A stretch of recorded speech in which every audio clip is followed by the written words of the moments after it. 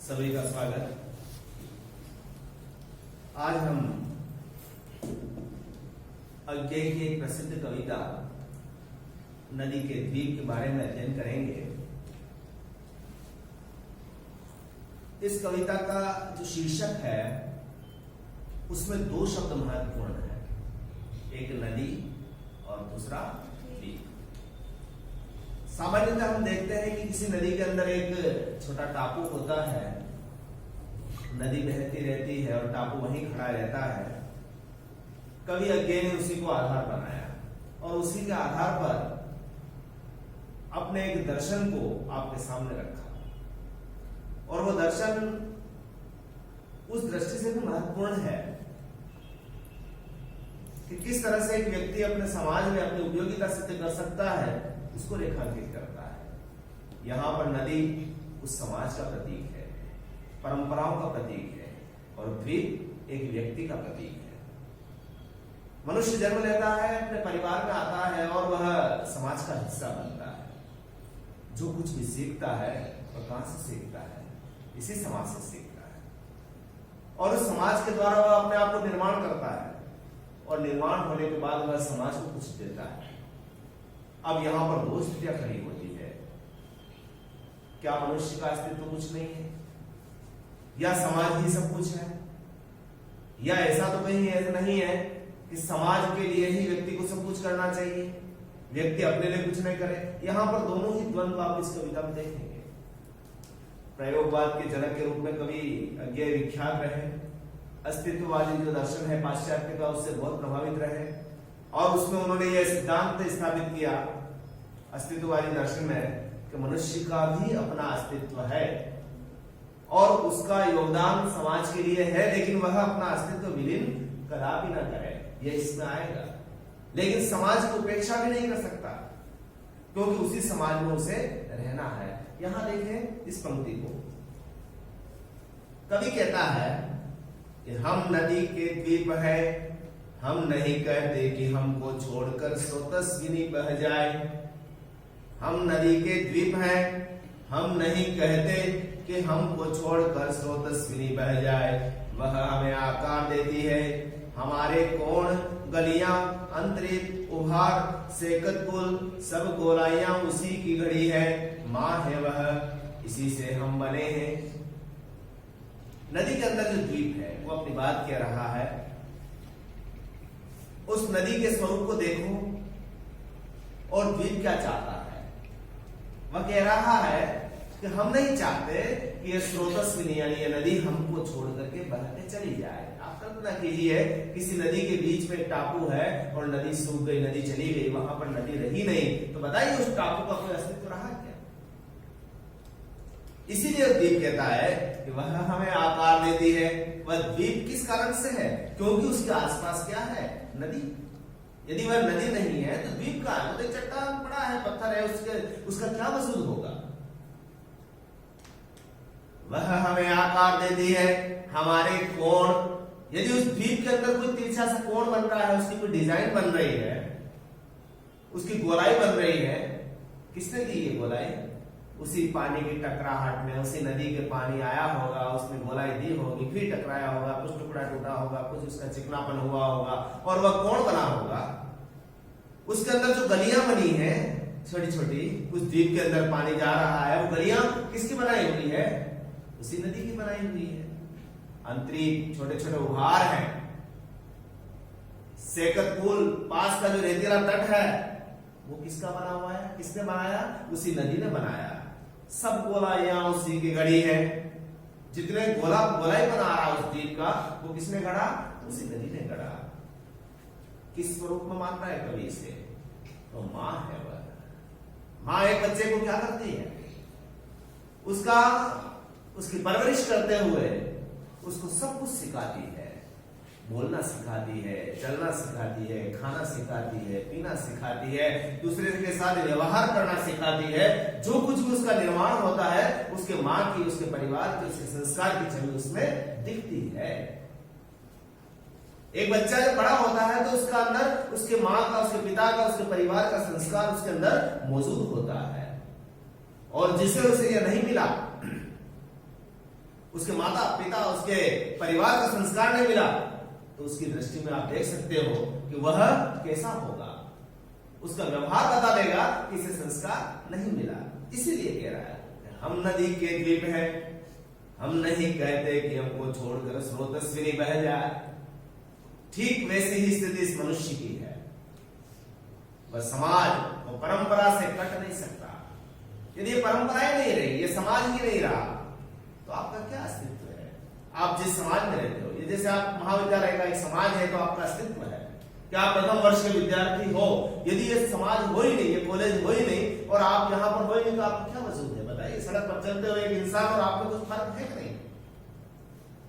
आप जिस शहर में रहते हैं और एक व्यक्ति जंगल में रहता है, बताइए उस शहर में रहने वाला व्यक्ति के पास समाज का कोई दायरा है कि नहीं है? वह उससे सीखता है कि नहीं सीखता है? जो कुछ उसे मिलता है कहां से मिलता है? उसी स्रोतस्विनी से मिलता है। तो जो समाज की उपेक्षा करता है, जो परंपराओं की उपेक्षा करता है,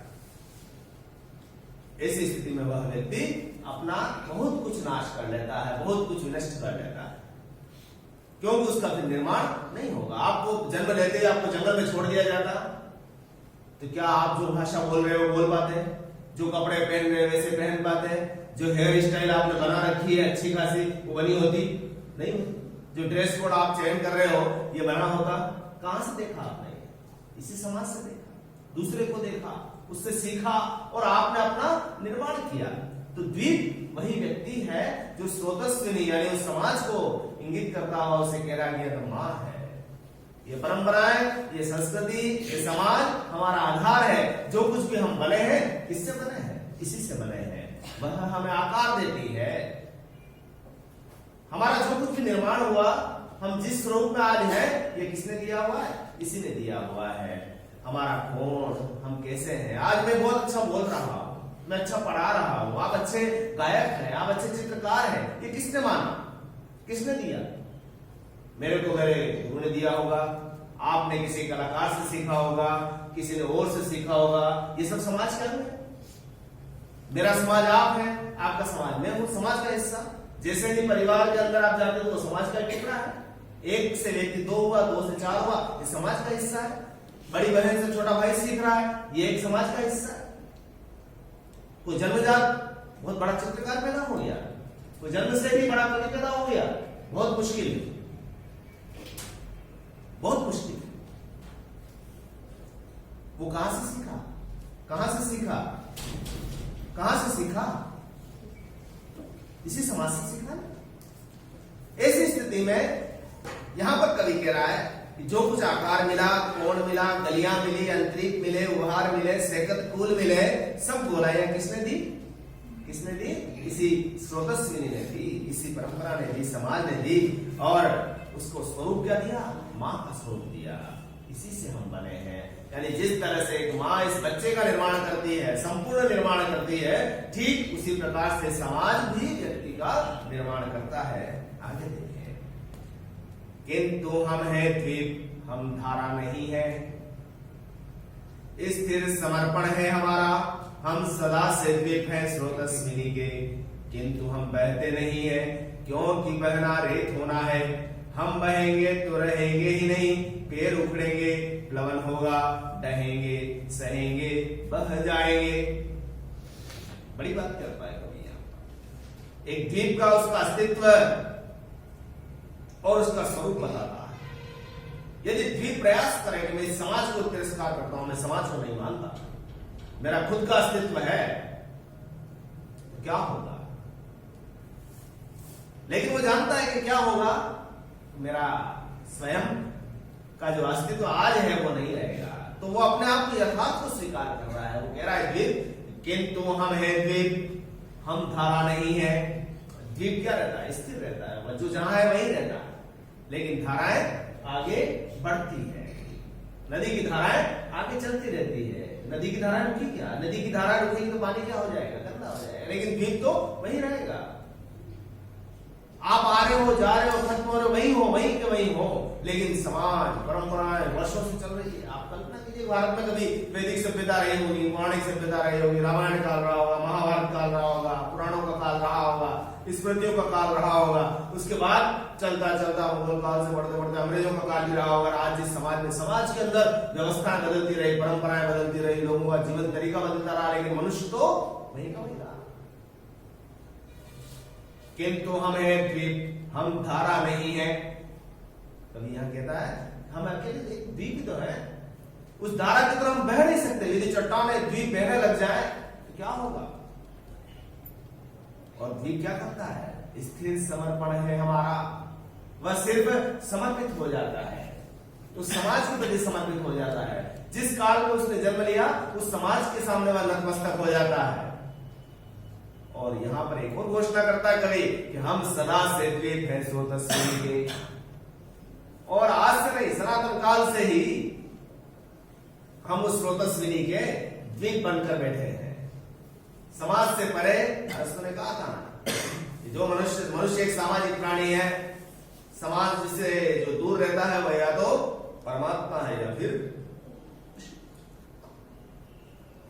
हालांकि उन्होंने पशु का, लेकिन पशुओं का भी एक समाज होता है, वह भी उसके साथ रहना पसंद करता है, वह भी अकेला नहीं रह सकता। तो हम धारा नहीं है, स्थिर समर्पण है हमारा, हम सदा से द्वीप है स्रोतस्विनी के। हम सदैव इसके प्रति नतमस्तक रहे, हमने सदैव उसका स्वीकार किया और समाज को कभी भी हमने दूसरे दर्जे पर नहीं रखा, उसी के लिए किया। आज मैं जो कुछ करूंगा किसके लिए करूंगा? समाज के लिए करूंगा। आप बहुत अच्छे गायक हैं, अच्छा गीत लिखते हैं, किसके लिए लिखेंगे? किसके लिए? इसी समाज के लिए। कभी प्रदीप ने लिखा कि मेरे वतन के लोगों जरा आंख में भर लो पानी, किसके लिए लिखा? इसी समाज के लिए लिखा। लता मंगेशकर गा रही है, किसके लिए गा रही है? इसी समाज के लिए। और यदि समाज हो ही नहीं और वो गाए तो किसके लिए गाए? आप हो ही नहीं, मैं यहां पर बोलता रहूं, किसके लिए बोलूं? बताए? तो मेरी सार्थकता कब है? जब ये समाज है, ये समाज है। आपकी सार्थकता कब है? जब समाज है। आप पढ़ाई लिखाई किसके लिए कर रहे हैं? समाज के लिए। तो वही कह रहा है कि स्थिर समर्पण है हमारा, हम सदा से द्वीप हैं स्रोतस्विनी के, किंतु हम बहते नहीं हैं, क्योंकि बहना रेत होना है। अब यदि मनुष्य कोई सोच ले कि मुझे समाज की उपेक्षा करनी है, समाज की परंपराओं को नहीं मानना, कई बार लोग प्रयास करते हैं। समाज का एक शिष्टाचार है, समाज का एक सिस्टम है कि आपको महिलाओं का सम्मान करना चाहिए, एक सिस्टम बना हुआ है, एक शाश्वत सत्य बना हुआ है। आपको सच बोलना चाहिए, एक समाज की परंपरा है। गरीबों की सहायता करनी चाहिए, एक परंपरा है। पशुओं से प्रेम करना चाहिए, ये एक परंपरा बनी हुई है। अगर आपने कभी किसी चलते हुए कुत्ते को भी मारते हुए देख लिया, किसी ने बहुत बुरी तरह से मार रहे हैं, तो दूसरा व्यक्ति क्या करेगा? ये कौन सा नीच आदमी है? किसी महिला के साथ दुर्घटना हुई और उसके जिम्मेदार आप हुए, तो समाज क्या हर्ष करता है? वो आप अभी टीवी में देख रहे हो। वो क्या हो गया? मनुष्य नहीं रहा, उसे रेत बना दिया गया। वो द्वीप नहीं रहा, उसे क्या कर दिया गया? रेत बना दिया गया। रेत बनने का मतलब उसके टुकड़े टुकड़े टुकड़े हो जाए। तो समाज से जो टूटेगा, समाज की परंपराओं से जो अलग हट के जाएगा, हटने का मतलब ये नहीं कि आप गलत परंपराओं को भी वहन कर लो। कहने का आशय ये कि उसको स्वीकार नहीं करेगा, उस अच्छी चीजों को भी स्वीकार नहीं करेगा, ऐसी स्थिति में वो क्या हो जाएगा? रेत होना है। यदि वो नदी की तरफ वो भी बहने लग गया, नदी तो बहती है किसके लिए? निर्मलता के लिए। समाज की परंपराएं भी बहती है हर समय। जरूरी नहीं कि आज के 20 साल पहले 50 साल पहले जो परंपरा रही है आज वो रही है, ऐसा नहीं है। समय के साथ वो भी क्या होती जा रही है? हटती गई है, निर्मल होती गई है, सुधार होता गया है। वो तो बहेगी, लेकिन मनुष्य खुद प्रयास करके अपनी परंपराएं चलाए व्यक्तिगत रूप से, और ऐसी जो समाज को स्वीकार नहीं हो तो क्या हो जाएगा? रेत होना हो जाएगा। और हम बहेंगे तो रहेंगे ही नहीं। और यदि मान लो द्वीप बहने लग जाए रेत होकर के, तो रहेगा क्या? क्या रहेगा उसका? कुछ नहीं रहेगा। पेड़ उखड़ेंगे, बहने लग जाएगा मान लो द्वीप, तो सबसे पहले क्या होगा? पेड़ उखड़ेंगे, मतलब जो टिका हुआ है उस जमीन पर वो वहां से उठेगा, प्लवन होगा, बुढ़कता जाएगा, डहेंगे, सहेंगे और बह जाएंगे। कोई चट्टान खड़ी है, पानी के बीच में, और उसने कोशिश की कि मैं भी बहूं, तो क्या होगा, वो चट्टान टुकड़ा उठा, उठ करके टुकड़े हुए, टुकड़े टुकड़े टुकड़े टुकड़े टुकड़े छोटे छोटे छोटे छोटे गोल गोल गोल गोल पत्थर होते होते होते होते रेत बन गया और विलुप्त हो गया।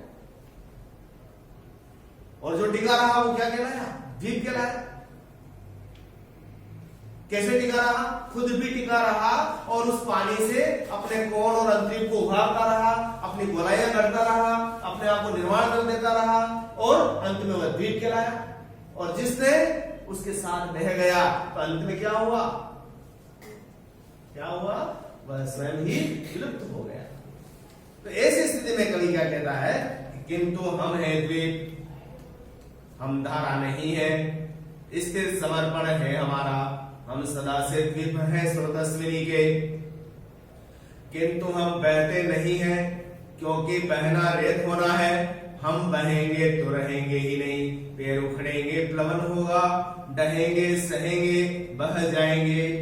और आगे क्या होगा, आगे होगा, और फिर हम चूर्ण होकर भी कभी क्या धार बन सकते, रेत बनकर हम सलील को तनिक गंदला ही करेंगे, अनुपयोगी ही बनाएंगे।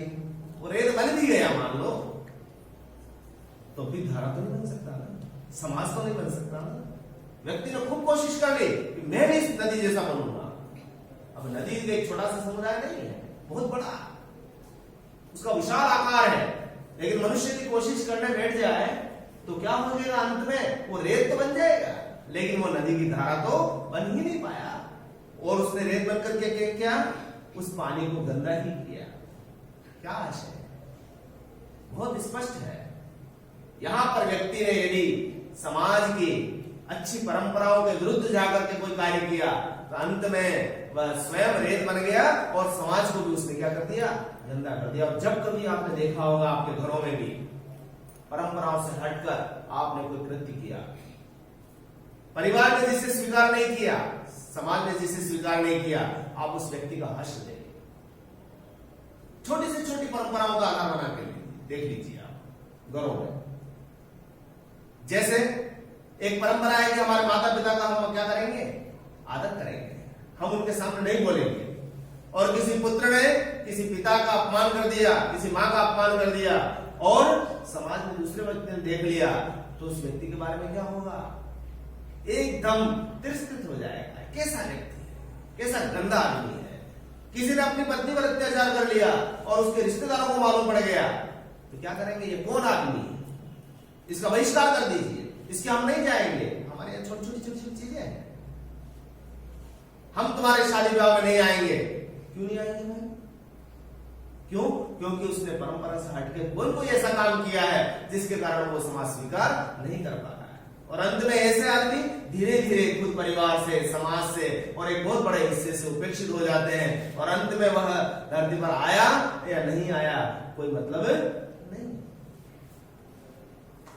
आप सोचिए कि जिसने समाज से उपेक्षा करके अपने आप को बढ़ाने की कोशिश की और लीग से हटकर ऐसी चीजें स्थापना करने की कोशिश की जो समाज को स्वीकार नहीं है, अंत में उसे क्या करना पड़ा, अपने आप को खत्म होना पड़ा। तो कभी यहाँ कहता है कि फिर हम चूर्ण होकर भी कभी क्या धार बन सकते, रेत बनकर हम सलील को तनिक गंदला ही करेंगे, अनुपयोगी ही बनाएंगे। आगे देखें, कभी फिर भी यहां पर अपना मन का विचार रखता है। ऐसा नहीं है इतनी बात कहने के बाद आप यह न मान लें कि मनुष्य का अस्तित्व नहीं है। इस तरह तो रूसों ने कहा था कि मनुष्य स्वतंत्र पैदा हुआ है और समाज ने उसे जंजीरों में जकड़ रखा है। यानी कि क्या बात है, यानी मैं समाज में जन्म लिया लेकिन आजाद तो मैं पैदा हुआ, लेकिन समाज ने मुझे परंपराओं में बांध दिया, मेरा क्या अस्तित्व है, फिर तो ये समाज कहे जैसा मैं करूं क्या? नहीं, ऐसा भी नहीं। कभी यहां क्या कहता है कि द्वीप है हम, यह नहीं है शाप, यह अपनी नीति है। हम नदी के पुत्र हैं, बैठे नदी के क्रोड़ में, वह बृहद भूखंड से हमको मिलाती है, वह भूखंड अपना पितर है। ये हो सकता है, आपके हाथ में कुछ नहीं है कि आपने जन्म लिया, एक मनुष्य के रूप में जन्म लिया, आप यहाँ के समाज के हिस्सा बने। आप किस समाज के हिस्सा बने ये भी आपके हाथ में नहीं है।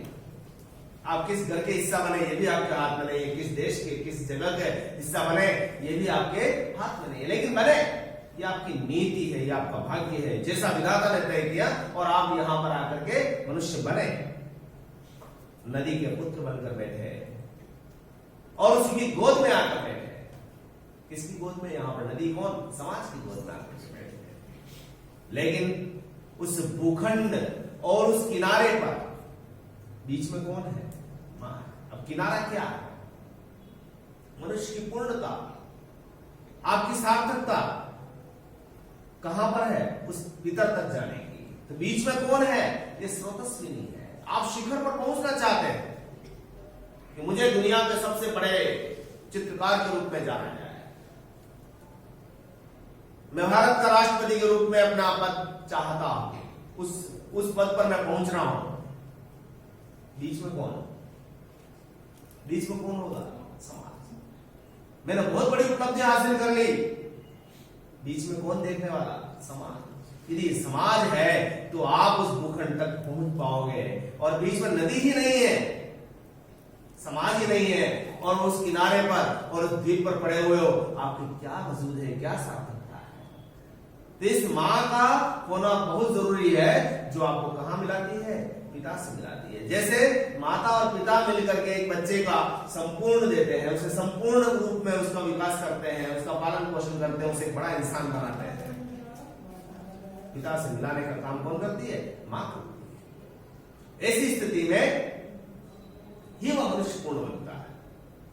तो समाज होगा तो आप अंतिम स्थिति में परिपूर्ण बन पाओगे। तो द्वीप हैं हम, यह नहीं है शाप। ये शाप नहीं, आपने अपने अस्तित्व का विलीन नहीं किया, बल्कि आपने समाज को ही समृद्ध किया है। यदि इस समाज में हम कहते हैं आप समाज के गौरव हो, कुल के गौरव, कहने का आशय क्या? समाज की एक स्वस्थ परंपरा में आपने अपना योगदान दिया, इस समाज को समृद्धि किया। कई बार हमें टिप्पणियां करते भारतीय समाज ऐसा था, वैसा था, वैसा था। क्या था? उस समाज में, इसी समाज में, इसी भारतीय समाज में हो सकता है कई सालों पहले कुछ लोग ऐसे हुए जिन्होंने इस समाज को समृद्ध किया।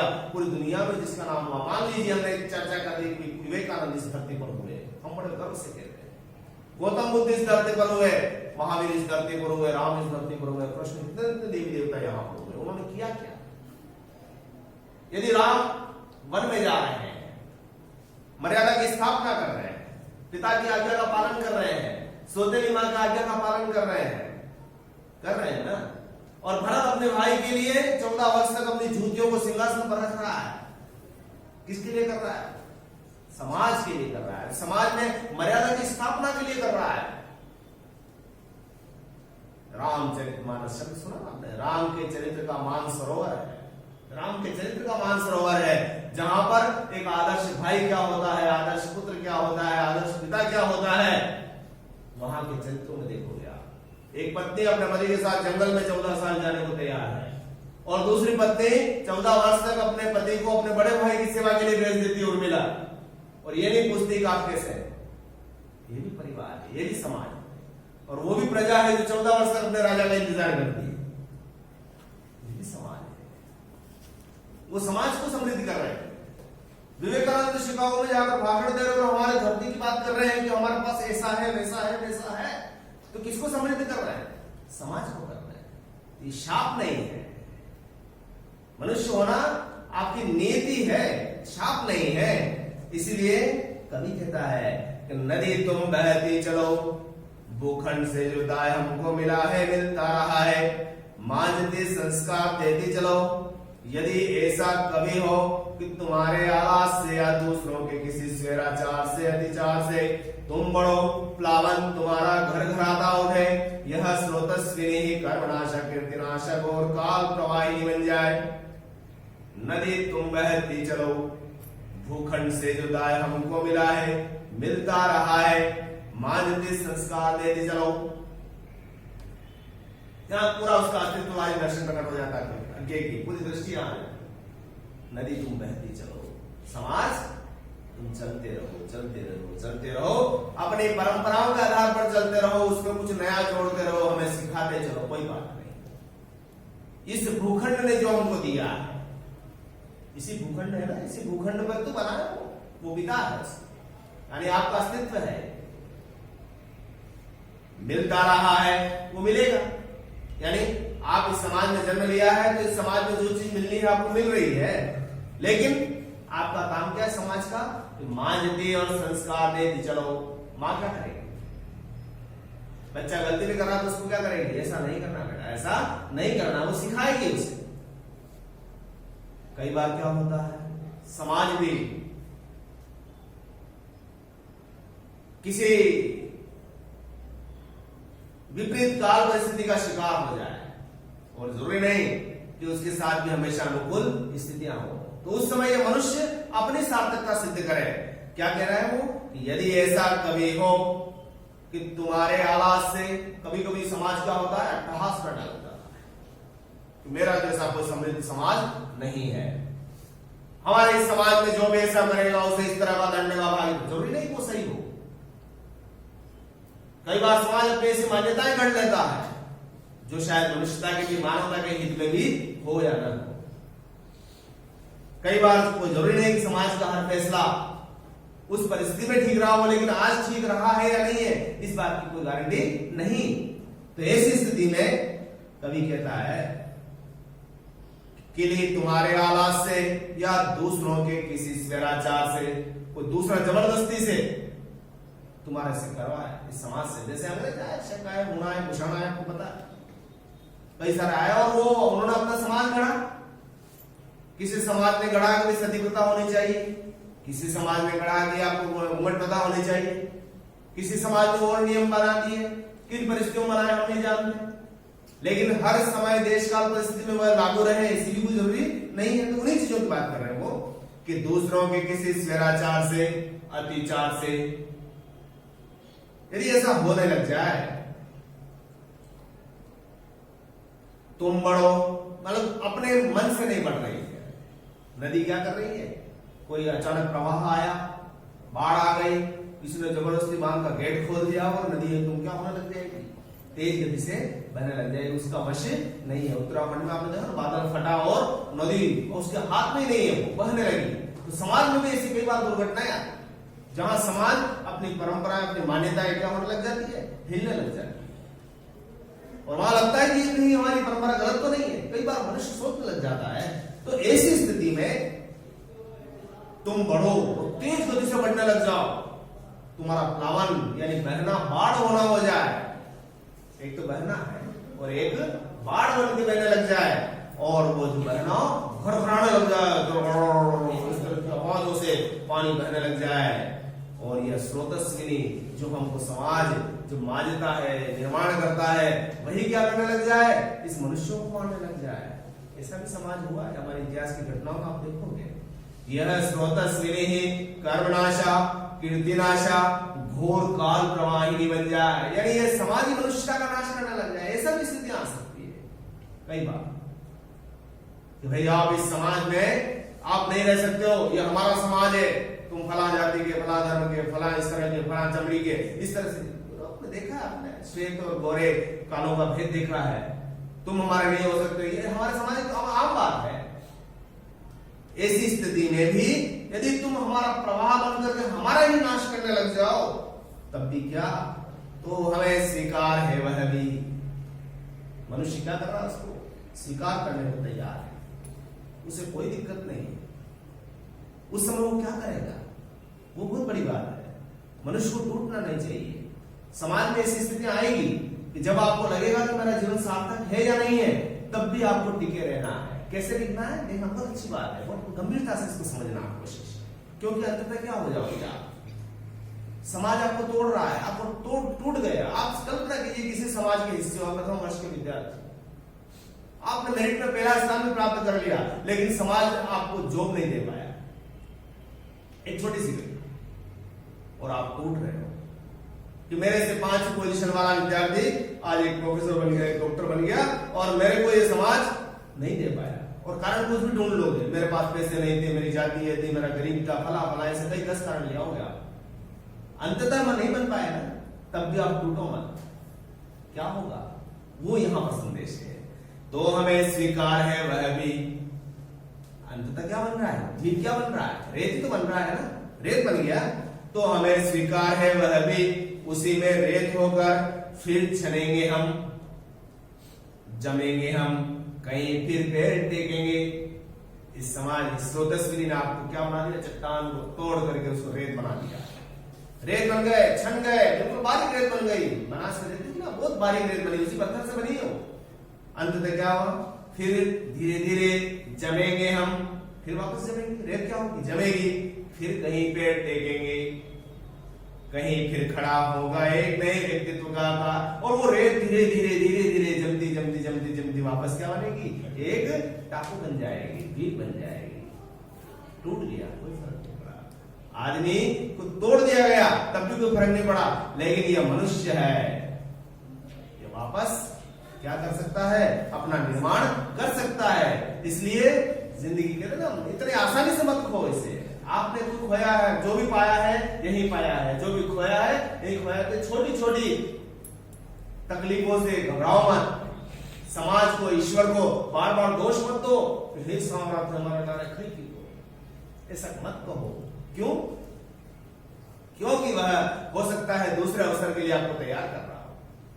एक ही लक्ष्य आपका सामने हो और वो पूर्ण नहीं हुआ तो निराश होने की जरूरत नहीं। यहां पर यही संदेश है कि तुम, ये समाज सब कुछ नहीं दे पाता, जो आपके पास है वो शायद आपको नहीं दे पाता।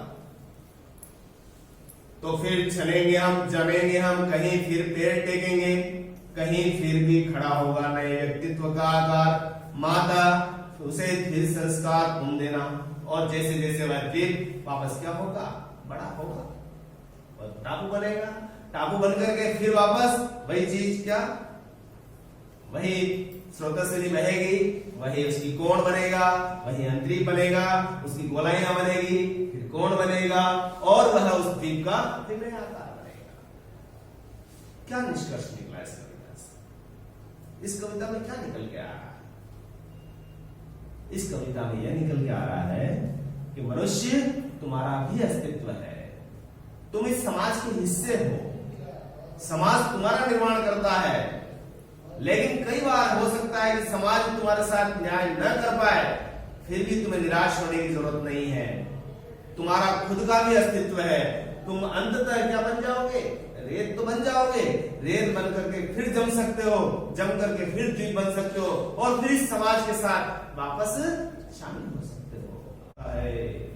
पंछियों की तरह, मछली की तरह समुद्र में तैर सकता है, पाताल लोक तक जा सकता है, मुट्ठी में बंद उसका आकाश है, चंद्रमा पर भी जाने का जाता है, मंगल ग्रह पर भी जा रहा है, अंतरिक्ष का खोज कर रहा है, दौड़ता फिर रहा। ये मनुष्य है। और जब तुझे पता है कि मेरा एक निश्चित काल है, समय है, और उसी समय तक मुझे यह जिंदा रहना, लेकिन उसे चैन नहीं। क्यों? क्योंकि वह समाज में है और उसे पता है कि मुझे कुछ न कुछ करना है। वह निष्ठल्ला होकर के बैठ नहीं सकता और वह निराश होकर के सो नहीं सकता। अंततः उसे भी क्या करना है? अपने कदम बढ़ाना है। तो वहीं पर कवि कहता है कि तो हमें स्वीकार है वह हमें कभी पूरा समय भी आ जाए तो अपने आप को तोड़ने की जरूरत नहीं है। यहाँ पर यह अस्तित्ववादी दर्शन प्रकट हुआ है। एक नीतिवाद भी प्रकट हुआ है। नीतिवाद क्या है? नदी का बहना, द्वीप का होना, आपका जन्म लेना नीतिवाद है। लेकिन उसमें अपने अस्तित्व की सार्थकता सिद्ध करना यह भी अपना अधिकार है। तो अपने आप को साबित करो, अपने आप को सिद्ध करो, तब जाकर के। तो हरि घास पर क्षण भर जो गेय की एक कविता संग्रह है, उसमें से महत्वपूर्ण कविता है, जिसमें नदी समाज की प्रतीक, व्यक्ति द्वीप का प्रतीक, दोनों का आपस में क्या अंतः संबंध है और किस तरह से एक नदी द्वीप का निर्माण करती है, उसकी गोलाइयां अंतरिक उभार से कुल सभी घड़ती है, और अंत में जब उसके साथ कभी काल की प्रवाहिनी बन जाती है वह, और ऐसी स्थिति में वह रेत भी बन जाए मनुष्य, तब भी वह क्या करता है? अपने पैरों को टिकाता है, अपने आप का आधार को स्थापित करता है। और कभी यह संदेश देता है कि अपने आप को पुनः स्थापित करो, फिर समाज के हिस्से बनो। यही समाज है जो फिर वापस आपका गोलाई बनाएगा, आपको गोलाई देगा, आपको फिर वापस एक नया व्यक्तित्व देगा, नए व्यक्तित्व का तुम्हारा आकार बनेगा। हे माता, तुम उसे संस्कार देना। बहुत बहुत धन्यवाद।